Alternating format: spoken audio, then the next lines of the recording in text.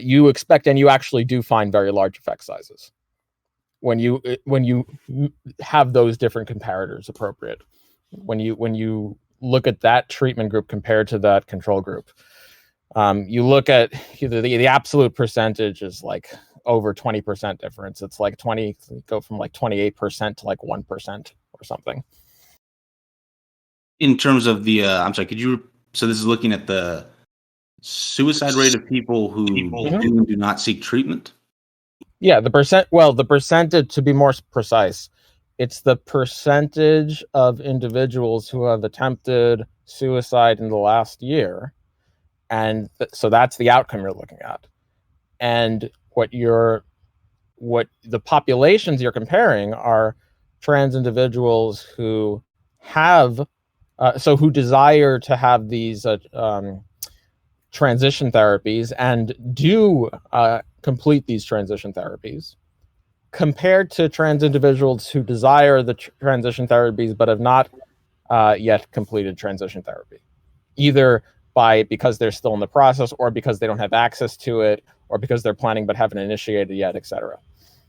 And when you do that, what you find is the difference in suicide rate is a difference between an absolute percentage of about 1% to like 20-something%. It's a massive effect size. Okay, and you're not going to. You're really not. You can pick a difference up like that with the absolutely low sample size. It's not a problem. Potentially, I mean, I don't know how big that effect size would be in a, like if you expressed it as a sort of a standardized effect size or something like that. But potentially that's true. But I would also well, no, it is already a wait, what do you mean standardized? Hold on, Sean. What do you mean standardized effect size? I'm just talking about the absolute percentage of people that have attempted suicide within the past year. It's not like I'm not talking about some instrument that you can that you have different that we need to do some standard error of the mean or any kind of shit like that. I'm not talking about, and this is actually a pretty simple effect size. It's absolute percentage. It's not even a relative percentage. If we looked at it in a relative percentage, it would be very high. You'd have like a relative risk of like 20-something.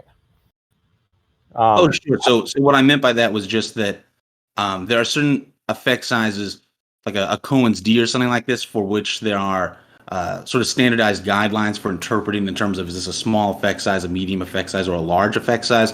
Maybe I just don't know about it, but I don't know of a similar guideline with respect to absolute percentage differences. And it would seem like that's so contextual, it would be hard to think that there would be guidelines like that.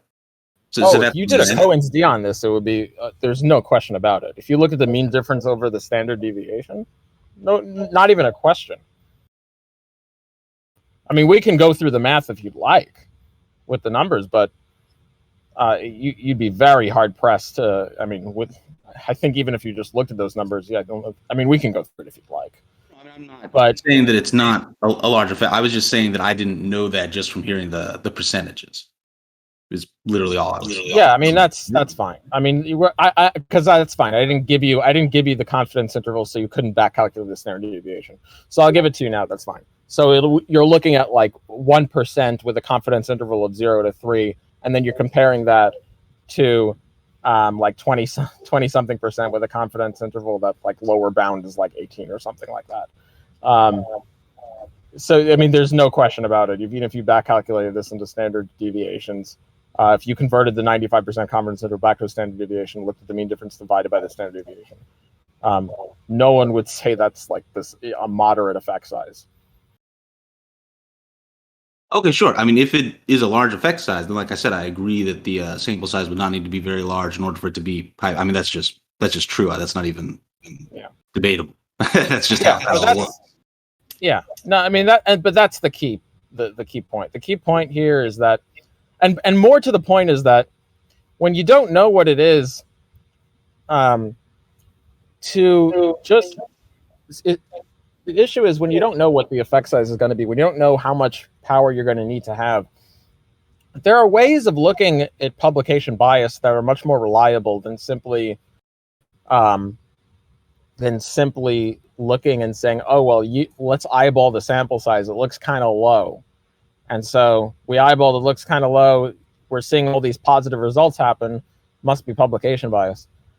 There are ways you could test for publication bias that are much more I wouldn't even say much more rigorous, because the former way of doing that is just not a valid way of doing it at all, unless you have some strong knowledge of what the effect size is going to be. Sure. So we did an estimate of what the effect size is expected to be by actually looking at the research, right? And so I do think that if you have a situation where you have a bunch of very low-powered studies consistently producing significant results, and that I agree that is not the most rigorous kind of evidence for publication bias. That is evidence of publication bias. But obviously there are formal tests of publication bias that are more so although there are significant problems with, I think, all the major tests for publication. Well, it would only be evidence for it would only be evidence for publication bias if you could have an idea of the expected effect size. Like, if the expected effect size is very high, I don't see how you could conclude that that's evidence for publication bias. It would certainly be underdetermined. I agree. Like I said, you would get the estimate of the effect size presumably by looking. So if, for instance, a bunch of research had a very low sample size and was consistently finding significant effects, and these effect sizes were themselves quite small, and we could even look at the variance within the studies and actually formally estimate the power if we wanted to. So that is the kind of situation that I have in mind. Okay, that's fine. That wouldn't, like, there are many other things that could account for it other than publication bias, but that's fine. I'm just saying that in this situation, revolving around this debate, I don't that there are many outcomes, especially the outcomes that we're discussing about, which are, on my view, when you look at the appropriate controls, they are large effect sizes. So in this case, effect sizes that are expected are quite large, and you're going to be able to pick those up with small sample sizes. And just for your information, if you're looking to test for publication bias, a great thing you could do is a funnel plot. You can plug the point estimates and confidence intervals into RevMan and just check for symmetry in the funnel plot. You can do that. I mean, there are some, I think, significant critiques of funnel plot methods, and sort of a trim and fill method is related to the funnel plot as a way to, if you do detect publication bias, trying to estimate what the effect size would be in absence of a publication bias. I'm not super. I mean, this isn't directly related to the comments on Twitter, but I'm not super comfortable with that kind of methodology. There are other tests. I mean, look, if you're not comfortable with one way of assessing publication bias, there are other tests that exist. There's for sure, but I mean, there are Eggers tests. I mean, we can get into. So, for instance, there was a meta-analysis a year ago, I think, and what it did was it tried to compare these sort of publication bias adjusted effect size estimates from previous meta-analyses to the results of very high-powered pre-registered studies, which is probably the best way to get around publication bias. It's just pre-registered study designs, and you look at that, and it differed by the method. But for instance, with a trim and fill method of estimation, it found that the meta-analytic effect size estimates of the effect size were several times what they were actually finding in the pre-registered context, and then in the context of the Edgar's pet Peasy regression. There was an issue with the confidence intervals were so big that the false negative rates were through the roof. I don't think we have, other than actually doing pre-registered research, I actually don't think we have a great way of directly dealing with publication. Well, the question isn't. I'm not suggesting a question of dealing with the publication bias, as in, if by dealing with publication bias you mean deriving a point estimate and confidence interval of what it would be without the publication bias. That's not what I'm talking about. I'm just talking about a test that assesses for the presence of publication bias. Oh, okay. The difference? Yeah. I thought you were trying to do a little more with it. So that a funnel plot would be quite useful. Because the funnel, I'm not using the funnel plot here to try to assess what the point estimate and confidence interval would be in the absence of publication bias that's there. I'm just using it as a tool to see if it actually is there. Because if you got a funnel plot and everything is nicely symmetric and whatnot, that would give us more reason to believe that there is more of an absence of publication bias than a presence.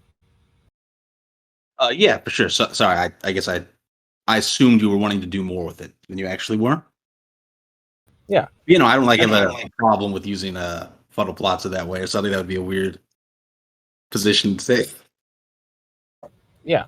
Cool. Awesome. So yeah, I mean, so I think we're in agreement then. So the point. Yeah, so I'm glad we came to agreement this quickly. So the main basic point is that in this specific context, because there are very high effect sizes, and if you want, we can go over the data with the high effect sizes. On any standardized effect size measure, whether it be a Cohen's d or whatnot, this would be not a moderate or small effect size. This would be a substantial effect size, and because of that, small ends are not really that much of an issue. In fact, higher ends are kind of overkill to detect the effect sizes that we're looking for as far as power analyses go. And that's why those small studies, depending on what they're measuring, and in the case of measuring suicide in those, if they're doing the controls appropriately, they really aren't the small ends really aren't an issue on my view. Okay, yeah, sure. It sounds like maybe we don't even really have a disagreement. I'm not. I don't know the specific paper that you're referring to. I guess my comment was based on my, I should say, the reason why I made that comment within the context of the trans debate was just based on other research I've seen involving trans stuff. But if the research is as you're describing it, then yeah, the small sample size would not be a problem with relation to power. Yeah. There are other. I mean, you could make other. There are other potential problems with small sample sizes, but the power one would not be a valid critique. Right. Sure. The specific publication, like this is one of the ones I'm citing. I posted in general chat this PDF. Table, like for example, table 3 would be the relevant table here. This would be like, so this would be an N of 433. And when they look at proportion attempting suicide in the past year, they break down trans individuals by medical transition status, having medically transitioned, in process of transitioning, planning not yet begun, and not planning unsure does not apply. And what you see is that the individuals who, the trans individuals who are not planning, they don't seem to have the desire to undergo transition. They actually don't have a very astronomically high suicide rate. And that makes sense because they don't seem to have the one explanation at least is they don't seem to have the dysphoria such that it's driving them to transition. But when you do see high suicide rates are those who are planning on transitioning but haven't been able to start the process, or haven't started the process for some reason, or are in process but haven't completed it. In that case, the percentage of them that have attempted suicide in the past year are 27% or 18%, with a confidence interval of 6 to 40 or 7 to 30. And then you see have medically transitioned to 1% with a confidence interval of 0 to 3. You run that through any Cohen's d, if you back calculate the from the 95% confidence interval to the standard deviation, you're going to find a high effect size there. So that's why I think that in this context that Carissa was actually correct.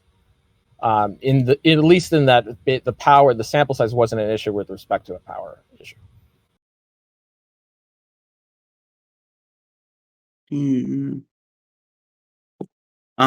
So you're talking about table, what was it? Table 3.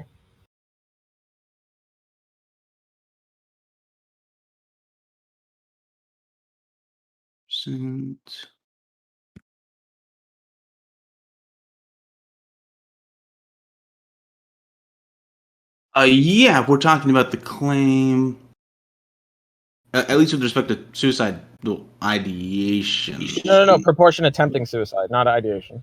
I'm talking about actually committing suicide, like actually attempting suicide. Okay, yeah. Well, I was looking at it.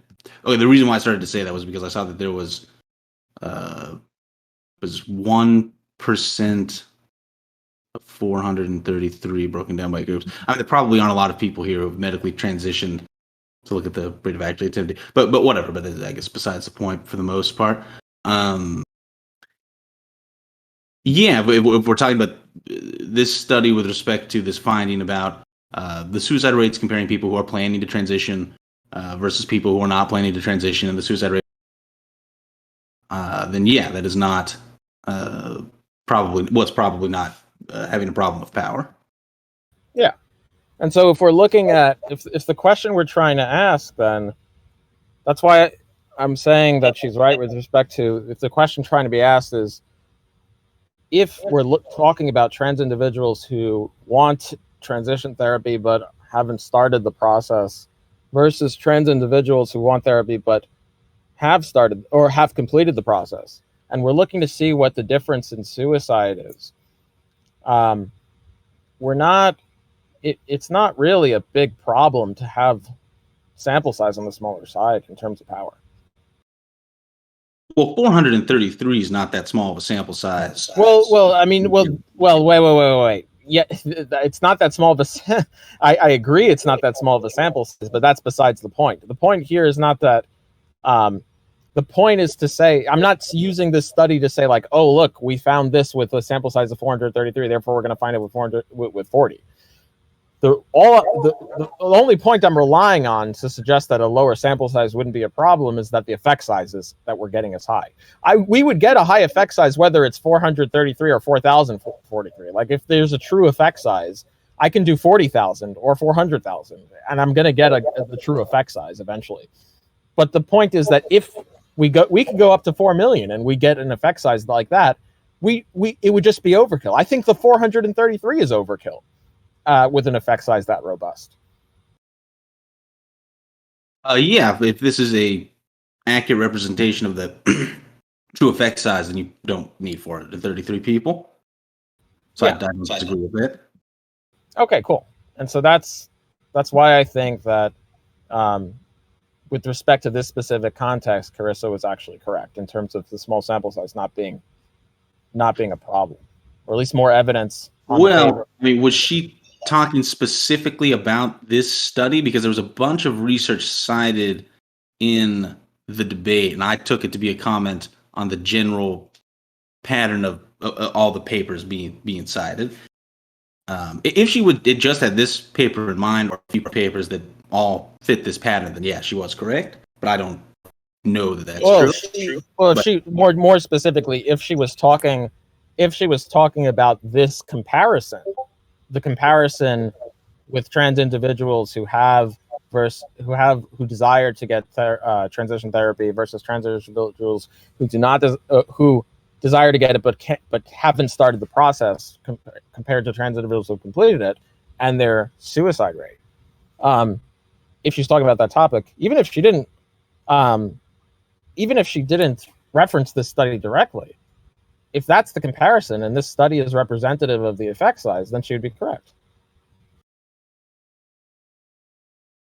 Yeah, if that's the effect she was talking about, was the difference between people who. So now we're talking. Initially, I was focusing on a different thing, but you're talking about the difference between people who have transitioned and people who are planning but have not actually done the transition. Yeah, well, who more broadly who desire to have it, but for some reason haven't, either because they haven't completed it or because they don't have they're planning but they haven't started, or they don't have access to it. There are other studies as well. This is not the only study that has these kind of outcomes and effect sizes. But there's, broadly speaking, there's one of several reasons why trans individuals don't complete the process. Either A, they're still in the process, so obviously they haven't completed it yet. B, they are planning but haven't started. C, they're planning but they don't have coverage. They don't have access to the transition therapy. What I'm saying is the comparison is all of those things compared to individuals who do desire it but don't actually, but actually do have completed it. Because the one thing I'm trying to exclude here is I'm trying to exclude trans individuals who don't desire it in the first place, right? Because that that trans individuals who don't desire it in the first place, giving it to them doesn't seem to help. That doesn't seem to decrease their suicide. In fact, their suicide rate is actually fairly low to begin with. And that makes sense because they're actually happy with where they are. They're not even planning. Their suicide rate is I guess somewhat shifting from just a comment about statistical methodology to the actual sort of trans issue itself. I mean, I've seen other research. Well, two things. One, I've seen other research indicating that people, if you compare the suicidality of people who want transition to people who have actually had transition, that the rates are either very similar or, in fact, higher among people who actually have had it. Which paper is that? Sorry? Which paper?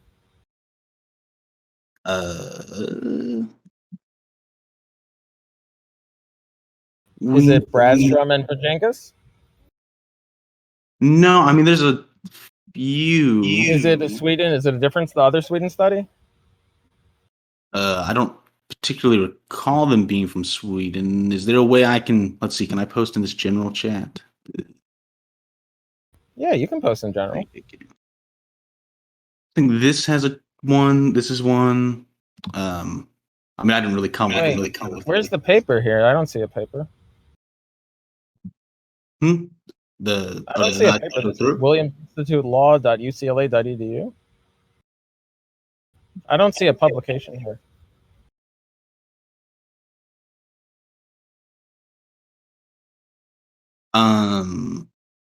It's a report of the findings of a survey of trans people. There's a somewhere in here. Yeah, if you wanted to download, you can get the full report as opposed to this. Like the actual page itself is kind of a glossy summary, but under the download tab, there's a button to get the full report. Oh, I see. I see the full report now. So where exactly am I looking for? What am I comparing, and what exactly is being compared? Let's see. Like for instance, you can go to table 5 is what I can share. All right, hold on. Table 5. Image.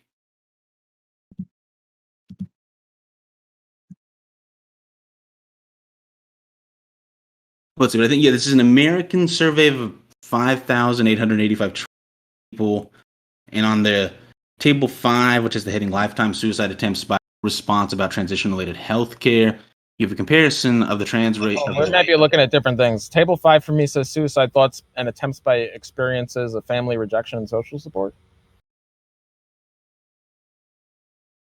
Is this just a different paper? How do I get to the paper that? Is there a PDF? Can you upload the PDF or? Okay, someone's posting this table. Okay, I see what happened. So if you go under it's because I read this a while ago. If you go under the download tab and click the 2014 version, that's why, because I guess the full report is from a 2015 version. I read the 2014 version. Okay, which table? Okay, table 8 of the PDF, which is table 8, page 8 of the PDF, table 5. Is it table 4? I think this looks like table 4 on the version I'm looking at. Is it thoughts and suicide attempts by gender affirmation milestones? The heading is "Lifetime Suicide Attempts by Responses About Transition-Related Healthcare." Okay, I would have. I'm not. I'll link directly to the 2014 PDF. Okay.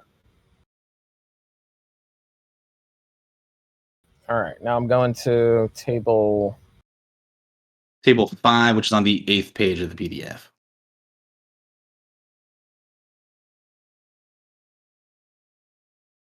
Okay, lifetime suicide attempts by response about transition-related healthcare. Transition-related healthcare, do not want it someday, have had it. Counseling, hormone treatment, top dress surgery, male to female room, transgender female surgery. Table 5 is lifetime suicide attempt by responses. Yeah, I see they all look very similar. One thing that I have noticed. One thing I have noticed is, one is that I'm not seeing a group that simply has not had anything, right? I'm not seeing. So here's what I am seeing. I'm seeing counseling, hormone treatment, top chest breast surgery, male to female removed testes, male to female genital surgery, male to female hysterectomy, female to male genital surgery, and female to male phalloplasty. I'm not seeing a did not have anything. So if we're, I'm not saying, because here's the thing, right? Like you can make the case, well, okay, well, it's similar to those who have had counseling compared to those who have had hormone treatment but did not have counseling, right? That might be a case you can make. Let alone we don't know like how if they completed the hormone therapy or not, but we can ignore that, like putting that aside. What I'm interested in is comparing those who have completed hormone treatment, who wanted to do it and complete hormone treatment versus who wanted to do it and were not able to complete hormone treatment. I'm not interested in comparing it to those who aren't doing that. Yeah. Because I mean, I guess we don't know for sure, but I assume the people who are trans who don't want hormone therapy, vast majority haven't had it anyway. That would be strange. Well, no. What I'm looking for is the individuals. So the comparison I'm looking for are individuals who want the hormone therapy that are not that have not completed hormone therapy for any reason, versus trans individuals who want hormone therapy who have completed hormone therapy. Right, and what I'm saying is that the want it someday and have had it columns represent those things. I guess the assumption that if you've actually had it, then that means you wanted it. Oh, want it someday and have had it columns. Oh yeah, sure. But then the issue is, so what I'm comparing is, I want to compare those who have had the hormone treatment, and completed the hormone treatment versus those who want it someday and have not had it. Now I see a column want it someday, and it seems like they've not had it. And it does look like a similar percentage. Have had it.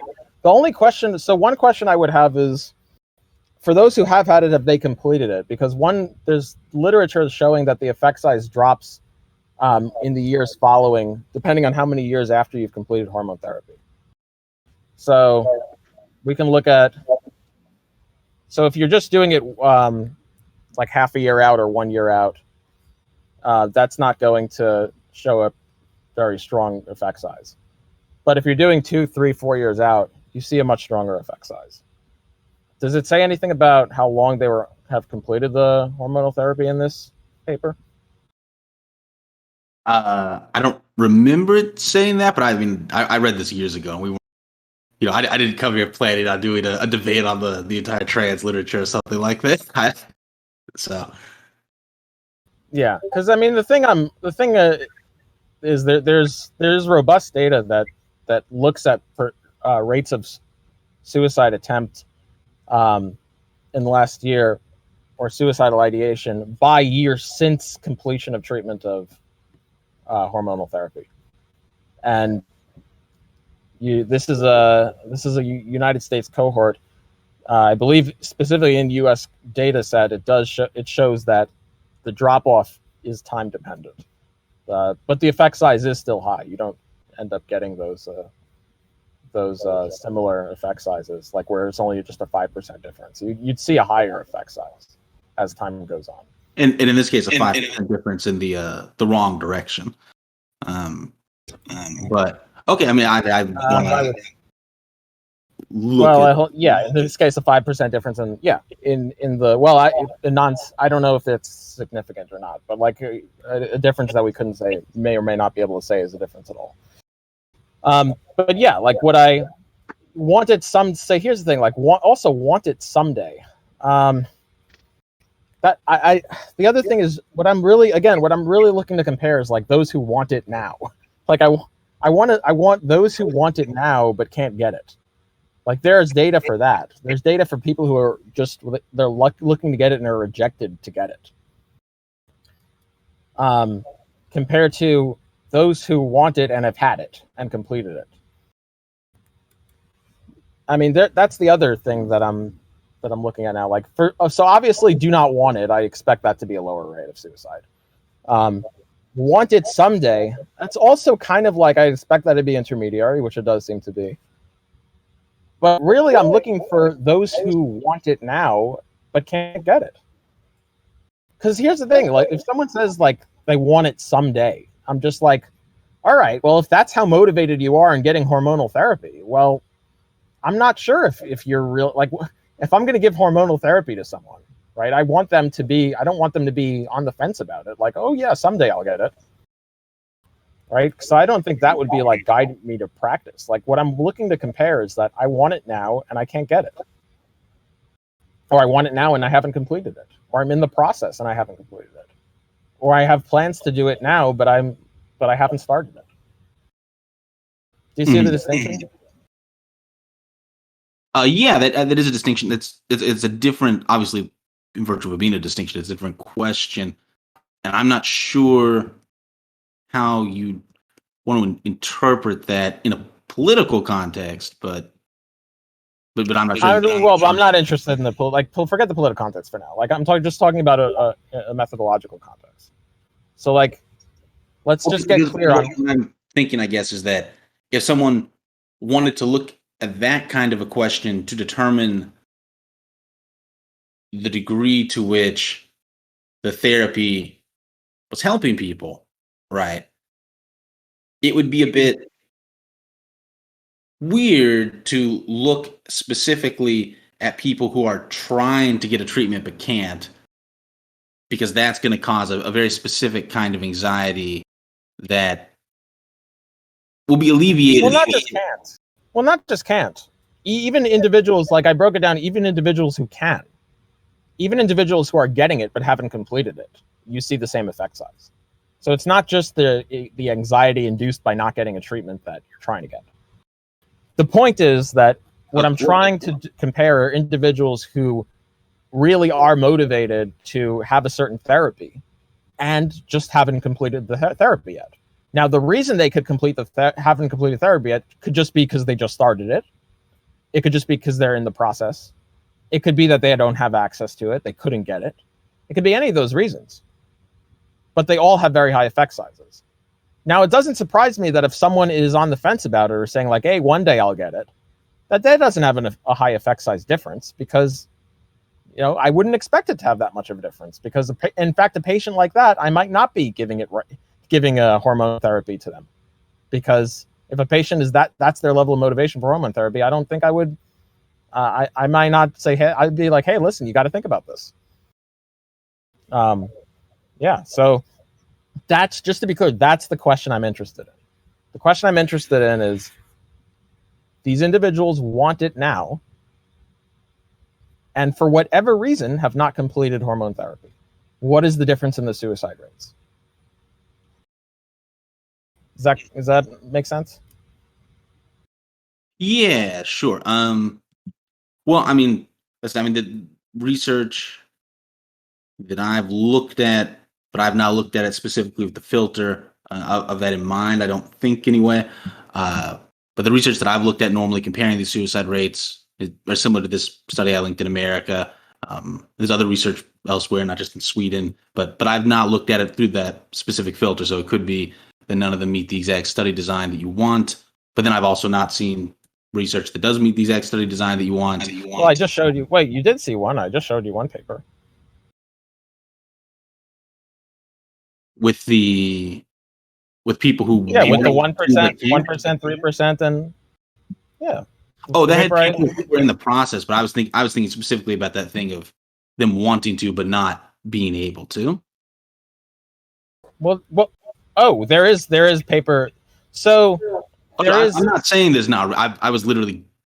Oh yeah, you just haven't seen that. I hadn't seen it. I was not denying the existence of such things. Sure. Yeah. No. But I'm saying, for any reason, it could be that they're in the process of it, which the study design I showed you would meet that criteria. It could be that they have plans but simply haven't started it for any of reason that they haven't started it, which that study design does meet that criteria for. And you do see that strong effect size. Yeah, and with respect to the strong effect size of that study, going back to the one we were speaking about before, even though it is a big effect size, because actually attempting suicide is so rare. I don't actually know that it is sufficiently powered because it's not rare in this population. Well, but in general, but if you take this research to be true, then among people who have medically transitioned, it's at 1%, which would be So it's but that's fine. That's totally fine if your comparison group is going to be at 18% or 27%. You're not going to need a lot of power to pick that up. Well, no, if it's quite rare in one of the, what I'm saying is if it is quite rare in that group. Yeah, but that's fine. Even if it's quite rare in one group, if it's very common in another group, you're going to pick up the difference very quickly with a low N.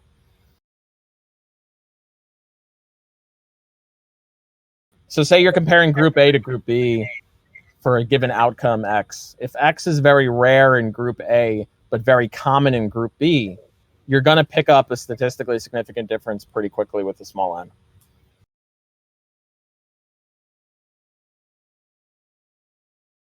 Okay, yeah, that's right.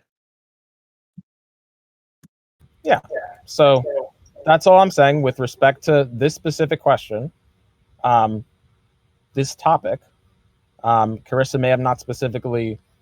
I'm trying to find. Do you remember the number of people in this study who had actually fully transitioned? In this one specifically, the number of the table that breaks down the sample by the sample size by the groups. Yeah, we can look at patient characteristics. I'm sure it's in the paper, but they might not have put it in the table. Yeah, we can. One way you can do it, you can back calculate it. So they split it into three things. They split it. Frequency and transpopulation. It's in table 3 actually. Frequency and transpopulation have medically transitioned. That is 26%. So that would be 26% of 433. Okay, and then in process something. Yeah, because you can just back calculate those numbers. Yeah, it's about a quarter each for all 4 categories. Okay, yeah. So yeah, a low power would not be a problem for this particular paper. Although I did not have this particular paper in mind.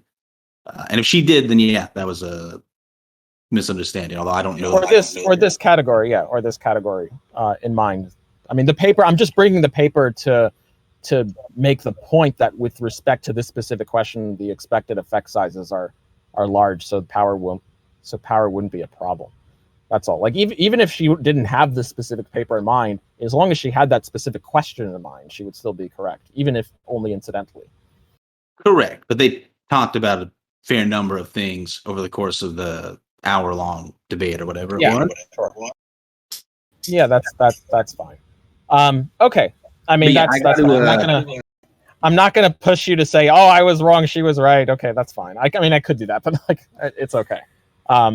If she had, I mean, I could re-look at the tweet, but I don't think there was any reference to this specific thing in the tweet.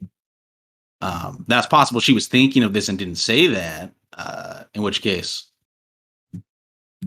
here's the thing. The reason is like the tweet is posted in context of people criticizing the studies for suicide, trans individuals committing suicide being criticized for having small ends, and the trans people comparing individuals who had access to or did get the hormonal therapies who wanted it versus those who wanted and completed it. Like, that's the context of those tweets.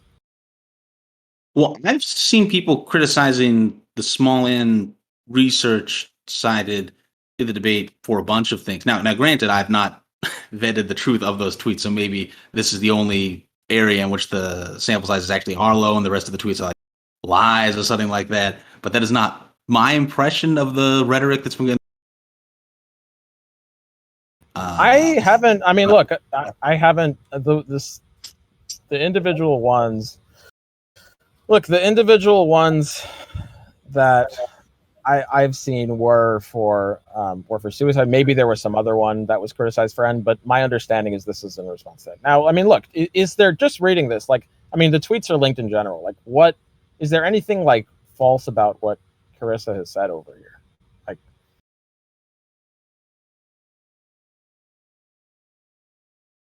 Like I can read the tweets out if you want. So let's see. I got to get going in a minute, but do this. Let's see. The far right has this idea that studies involving social issues need to be airtight with pristine methodology. In reality, a perfect sample is incredibly hard to get and will usually be lacking in either sample size or be voluntary response. This doesn't nullify the findings. Just because a study has a small sample size does not mean that it is statistically insignificant. There are multiple tests to find out if the findings of the sample can be translated to the population with a very high confidence. These tests include the sample size and therefore take them into account to give the confidence interval. If the far right has data skepticism around any medical issue that they have around trans issues, they wouldn't trust any medicine.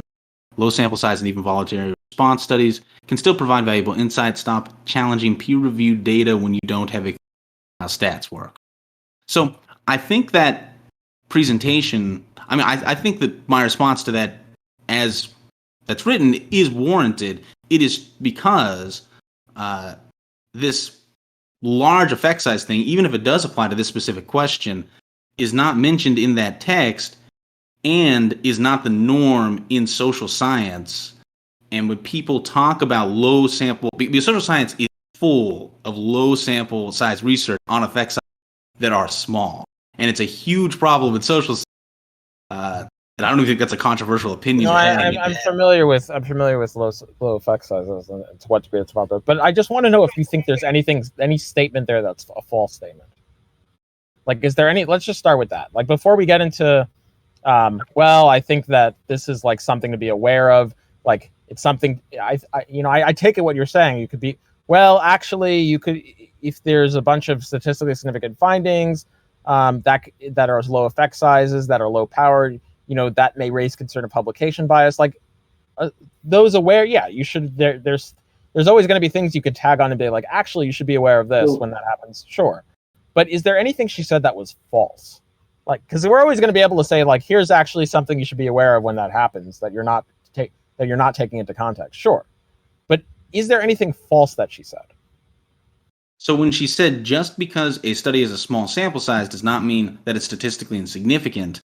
Mm-hmm. In the sentence following that is true, taken literally. But what I took that to mean was that if the findings are statistically insignificant, or not statistically significant, rather, then we don't need to worry about the samples.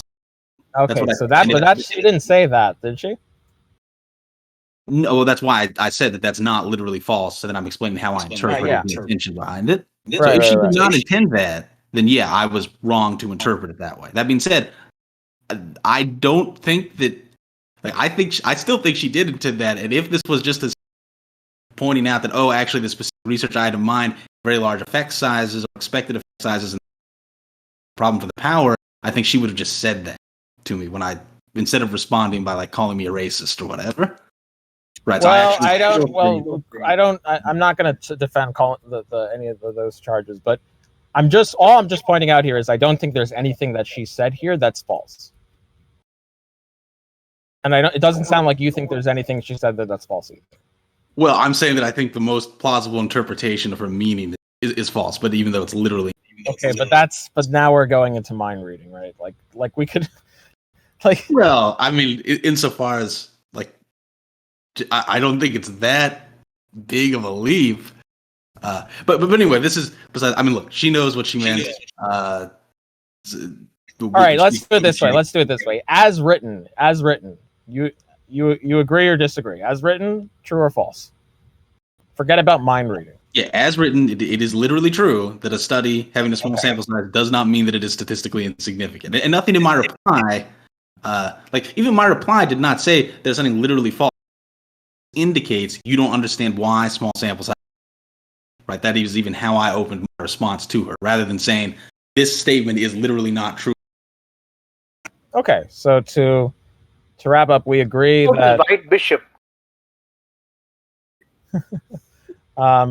We agree. Okay, so I think we're coming to agree. Okay, cool. So I've gone, and by the way, I've gone over like some of this stuff with. Does not seem right because this place. Let's whoever's doing that, let's ban them. But yeah, I mean that's I don't think I'll push the point further because I don't think I'm not going to try to read her mind. I don't think like she would have to be here in order to say what she meant. But I think as written, it seems I don't see anything wrong with it. I understand how you may be able to have an interpretation that she's trying to say that if it's like statistically significant, there's no problem with it, but I don't really think that's what she was saying. Like the sample size wouldn't be an issue, like if it just because it's statistically significant. In any time it's like no, I mean you can have publication bias concerns. It's just the issue is just I think what she's trying to say, like if I'm doing the mind reading, I think what she would be trying to say is that the concern of power wouldn't be a concern of avoiding a type 2 error. That's like the key point. Because if it's a statistically significant finding, you're not really going to be concerned about a power issue to avoid a type 2 error because you already rejected the null. I think that's what she's trying to say. Well, okay. Well, there's no way to solve that. Seems to me like a much less plausible interpretation of her intention, but that's not. Anyway, and I really do have to go now. Just so. All right. Yeah, I mean, good talk, I guess. Oh, yeah. Good talking. Yep, for sure. All right. Goodbye.